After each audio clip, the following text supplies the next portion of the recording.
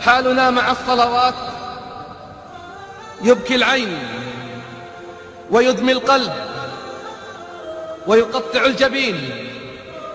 انقسم المسلمون مع صلاتهم إلى 3 أقسام: قسم لا يصلي ولا يركع ولا يسجد لا بالليل ولا بالنهار.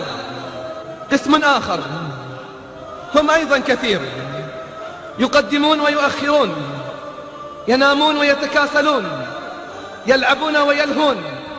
إن استيقظ من نومه صلى، إن انتهى من لعبه صلى، إن انتهى من أكله وشربه صلى. تناسوا أن الله قال: فويل للمصلين الذين هم عن صلاتهم ساهون. تناسوا أن الله قال: لا تلهكم أموالكم ولا أولادكم عن ذكر الله، ومن يفعل ذلك فأولئك هم الخاسرون. تناسوا أن الله قال: إن الصلاة كانت على المؤمنين كتابا موقوتا.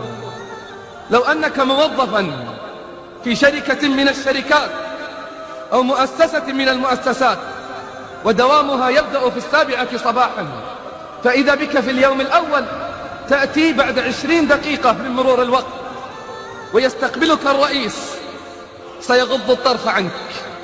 فإن جئته في اليوم الثاني سيخاطبك ويقول لك إن نظام المؤسسة ودوامها يبدأ في 7:00 لا في 7:30.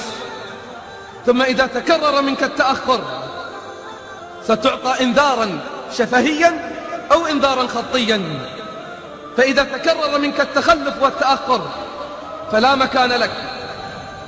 مكان لك في تلك المؤسسة. هذه مؤسسة وشركة من الشركات، فكيف بالذين يتأخرون عن طاعة رب الأرض والسماوات مرات ومرات؟ قال صلى الله عليه وسلم: ولا زال أقوام يتأخرون حتى يؤخرهم الله. لا زال أقوام يتأخرون حتى يؤخرهم الله.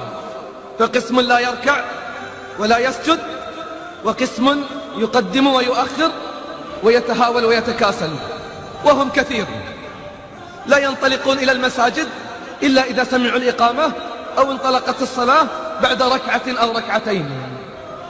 تناسوا أن الله قال: السابقون السابقون أولئك المقربون.